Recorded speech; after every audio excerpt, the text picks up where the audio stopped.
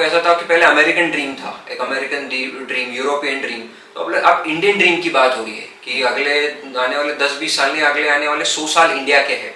तो I think that is really a great thing. इसी वजह से एंटरप्रेन्योरशिप 10 साल पहले कुछ अलग थी और आज कुछ अलग। तो still you can see the cases like Byju's, $22 billion से लेके $200 मिलियन तक आ जाना is a very drastic decline, right. जिसको बोला जाता था कि वो एक फीफा को स्पॉन्सर करने जा रहे हैं और आज वो सिर्फ $200 मिलियन पर है।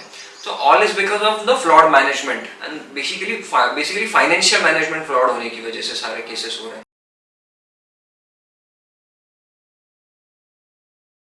तो बिजनेस शुरू करने से पहले सबसे पहले तो हमें एक प्रोजेक्ट रिपोर्ट बनाना चाहिए। जो बैंक में सबमिट करना है वो तो खैर अलग फैक्टर है, लेकिन एक खुद के लिए भी प्रोजेक्ट रिपोर्ट बनाना बहुत ज़रूरी है जो हमें बताए कि आज हम कहाँ पर है, हम कहाँ जाना चाहते हैं। It is a blueprint of your business, right. तो उसमें सबसे one of the most important factor होता है आपका कैपिटल। तो कैपिटल को हम 2 हिस्सों में डिवाइड करेंगे। एक होता है कैपिटल फॉर फिक्स्ड एसेट्स और एक होता है capital for variable expenses. Okay, so capital मतलब उसको होता है कैपेक्स एंड ओपेक्स। ओके, तो इसीलिए आप समझ सकते हो कि कैपिटल जो आपको एसेट्स में जितने भी पैसे लगने वाले हैं, उस एसेट्स में लगने वाले पैसे के लिए आपको एक लिस्ट बनानी है कि आपको जो मशीनरीज लगेंगे, आपको जो कंप्यूटर्स लगेंगे, आपको जो भी बाकी एसेट्स लगेंगे, उसका एक आपको लिस्ट बनवाना है।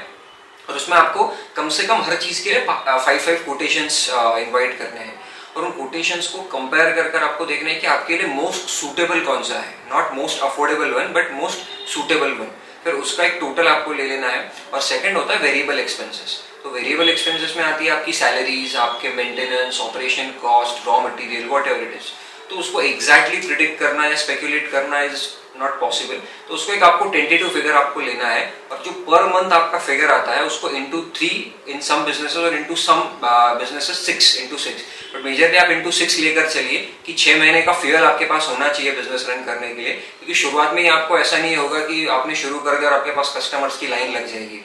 इनिशियली आपके पास थोड़े अगर एक्स्ट्रा फ्यूल रहा तो आपके लिए ज्यादा बेनिफिशियल होगा। तो टोटल एसेट्स के लिए लगने वाला पैसा और मंथली जितना एक्सपेंस लगेगा इंटू 6, जैसे 6 मंथ्स का फ्यूल, ऐसा इतना टोटल कैपिटल आपके पास होना चाहिए। सी अभी इसमें मल्टीपल फैक्टर्स है जिसकी वजह से पॉजिटिव इम्पैक्ट आ पाया है थैंकफुली। तो फर्स्ट फैक्टर इज आपका जो एजुकेशनल करिकुलम में अब एंटरप्रेन्योरशिप को एक अच्छा एक इंक्लूजन मिला है जो पहले नहीं था। तो अभी पिछले 10 साल में आप देखोगे तो जब वो कॉलेजेस के टाइम थे तो हर किसी को मतलब ऐसा था कि अच्छी प्लेसमेंट कहाँ मिलेगी।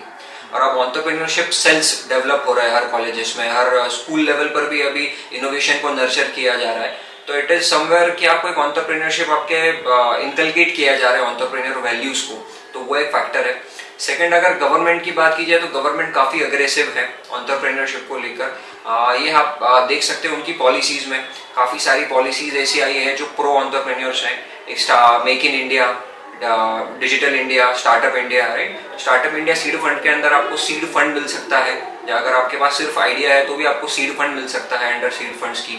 उसके बाद आपके लिए लोन्स की प्रोसेस जो थी पहले कंपैरेटिवली काफ़ी हार्ड थी कि आपके पास आपको कोलेटरल लेना ज़रूरी होता था। अब विदाउट कोलेटरल भी आपको कुछ कुछ केसेस में लोन मिल जाता है। मैं ये नहीं कहूँगा कि सारे केसेस में मिल जाएगा, बट कुछ कुछ केसेस में डेफिनेटली आपको मिल सकता है। एंड थर्ड इज थोड़ा रिस्क टेकिंग एपिटाइट जो है, जो लोगों में पहले एक रिस्क मतलब एक डर था कि रिस्क है, पैसे डूब जाएंगे या फिर हमारा बहुत टाइम वेस्ट हो जाएगा अगर कुछ नहीं हुआ तो वो जो मेंटालिटी है वो धीरे धीरे चेंज हो रही है। तो मेक इन इंडिया की वजह से, या फिर जो लोग ऐसा था कि पहले अमेरिकन ड्रीम था, एक अमेरिकन ड्रीम, यूरोपियन ड्रीम, तो अब इंडियन ड्रीम की बात हो रही है कि अगले आने वाले 10-20 साल नहीं, अगले आने वाले 100 साल इंडिया के हैं। तो I think that is really a great thing. इसी वजह से एंटरप्रेन्योरशिप 10 साल पहले कुछ अलग थी और आज कुछ अलग। जो आपने पूछा है कि फाइनेंशियल मैनेजमेंट, बजटिंग, ये बहुत इंपॉर्टेंट फैक्टर होता है। ये इंपॉर्टेंट फैक्टर इसीलिए है क्योंकि मेजरली जो स्टार्टअप्स या जो बिजनेसेस फेल होते हैं वो फ्लॉड फाइनेंशियल मैनेजमेंट की वजह से होते हैं, राइट। तो अब क्या हो रहा है ना कि इसमें जो भी चेंजेस आ रहे हैं, तो बहुत से ऐसे लोग हैं जिन्होंने 10 साल 15 साल एक जॉब में काम किया हुआ है, दे हैव बीन सैलरीड, और वो किसी अच्छी कंपनी में उन्होंने जॉब किया हुआ है। तो वो जो उन्होंने देखा हुआ है कि उनका पूरा कॉर्पोरेट कल्चर एक बड़े लेवल पर कैसे ऑपरेट होता है, कैसे डिसीजन मेकिंग होता है। तो जब ये लोग खुद का स्टार्टअप करते हैं तो ये लोग स्टार्टअप करते हैं, क्या करते हैं कि उसी चीज को एक सिमिलर कॉपी करने का ट्राई करते हैं। अब वो ये नहीं सोचते हैं कि ये जो 15 साल पहले कंपनी बनी थी और आज ये स्टेज पर है, तो वो चाहते हैं कि वो इसी स्टेज पर अभी से शुरू करें। तो इस वजह से क्या होता है, अननेसेसरी चीजों में जो एक्सपेंसेस होते हैं इनिशियल स्टेज पर कि आपके पास रेवेन्यू तो नहीं है लेकिन आपके एक्सपेंसेस काफ़ी बढ़ जाएंगे, तो वो बहुत ज़्यादा एक चीज़ होती है जो बजट में लोग कंसिडर नहीं करते मतलब। और सेकंड चीज ऐसा होता है कि बिजनेस शुरू करने का इनको ऐसा मतलब बहुत से फाउंडर्स को ऐसा होता है कि यार तुरंत मैं 1 साल में 2 साल में 5 साल में इतना ग्रो कर जाऊंगा। So it is a one step at A time exercise. आपको धीरे धीरे ग्रो करना है। आप बहुत ज्यादा मार्केटिंग करके ऐसा नहीं है कि आप एकदम से ही ग्रो कर जाओगे। तो वो एक्सपेंसेस और इनकम का जो मतलब बैलेंस मेंटेन रखना है वो जरूरी है। वरना आपके पास कितना भी पैसा हो, कैपिटल आपके पास कितना भी हो, अगर आपके पास वो मैनेजमेंट नहीं है तो still you can see the cases like Byju's. $22 billion से लेके $200 मिलियन तक आ जाना is a very drastic decline, right. जिसको बोला जाता था कि वो एक फीफा को स्पॉन्सर करने जा रहे हैं और आज वो सिर्फ $200 मिलियन पर है। So all is because of the flawed management and basically financial management flawed होने की वजह से सारे केसेस हो रहे हैं। तो इसीलिए आपको फाइनेंशियल मैनेजमेंट होना जरूरी है।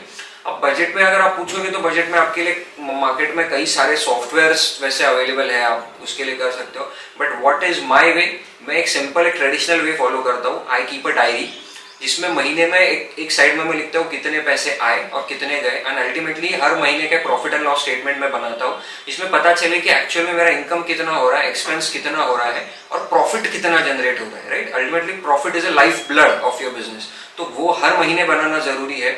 और अल्टीमेटली आपके पर्सनल एक्सपेंसेस का भी चेक होना चाहिए। बहुत बार ऐसा होता है कि नए बिजनेसेस नई इंडस्ट्री शुरू कर देते हैं लोग, उसमें से कार्स खरीद लेते हैं। कार्स के बाद वो शोफर ड्रिवन कार्स होना, वो उनको थोड़ा सा एक ग्लैमरस चीज़ों में ज़्यादा इंटरेस्ट होता है एंटरप्रेन्योर्स को एट वेरी यंग एज। तो उस चीज़ में वो थोड़ा सा ज़्यादा ओवर बजटिंग उस केस में हो जाता है, वो भी बिजनेस को काफ़ी हैम्पर करता है। सो आई थिंक इन चीज़ों को ध्यान में जरूर रखना चाहिए। अब इस आंसर को मैं मतलब आप जैसे पूछ रहे हो कि इकोनॉमिक क्राइसिस में किस तरीके से उन्होंने ट्रबल शूट करना चाहिए, किस तरीके से उसको एक एडवर्सिटी की तरह नहीं अपॉर्चुनिटी की तरह देखना चाहिए, राइट। तो इसमें 2 एस्पेक्ट में बोलूंगा कि अगर आप फंडामेंटली फाइनेंशियली स्ट्रांग हो, राइट, तो आप सस्टेन कर सकते हो थोड़ा बहुत जो क्राइसिस का पीरियड है। तो इसमें क्या होना जरूरी है कि आपकी जो कॉस्ट है वो कॉस्ट को आपको पहले से ही मिनिमम रखना है। जैसे कि आप डीमार्ट को देख लो, डीमार्ट ने अपने कॉस्ट को इतना फ्रूगल रखा हुआ है, इतना फ्रूगल रखा है कि आज अगर 1 साल तक भी लॉकडाउन लग जाए तो भी स्टिल दे कैन सर्वाइव।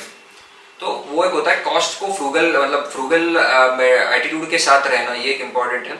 और सेकेंडली आपको देखना ये जरूरी है कि अगर क्राइसिस है तो इस क्राइसिस की एडवर्सिटी को हम अपॉर्चुनिटी की तरह कैसे देख सकते हैं। इफ इट इज पॉसिबल तो डेफिनेटली वहां पे भी काफी अच्छा एक अपॉर्चुनिटी बन सकता है। और सेकेंडली अगर बजटिंग की बात की जाए तो जो अननेसेसरी एक्सपेंसेस होते हैं मतलब नॉर्मल डे टू डेज में, तो क्राइसिस के टाइम पे सबसे पहले उन्हें कट डाउन करना चाहिए। I am not putting it in a way that कि आपको ले ऑफ करना चाहिए। आई एम पुटिंग कि जो अननेसेसरी एक्सपेंसेस है जिनके बिना भी आपका बिजनेस सर्वाइव कर सकता है, उन एक्सपेंसेस को सबसे पहले कट डाउन करना चाहिए, जिससे कि आपको थोड़ा सस्टेनेबिलिटी आपकी बढ़ जाए। वेरी गुड क्वेश्चन कि इन्वेस्टमेंट स्ट्रैटेजीज क्या होनी चाहिए। अब सिंपली इन्वेस्टमेंट कब करना चाहिए ये एक बहुत इंपॉर्टेंट फैक्टर है। अब बहुत बार ऐसा होता है कि लोग बिजनेस की फर्स्ट यूनिट शुरू होने से पहले ही उनके प्लान्स होते हैं कि मुझे 3 फ्रेंचाइजीज देनी है, 1 साल में 4 फ्रेंचाइजीज देनी है। तो ये इतना जल्दी कोई चीज़ नहीं होनी चाहिए। इन्वेस्टमेंट आपने कब करना चाहिए, जब आपका एक जो सेंटर है, मतलब मान लो आपका बिजनेस है जो फ्रेंचाइजी मॉडल पे वर्क करता है, तो आपने कोई यूनिट सेटअप कर लिया, वो यूनिट काफ़ी अच्छे से वर्क हो रहा है, आपको उसके मेट्रिक्स समझ रहे हैं।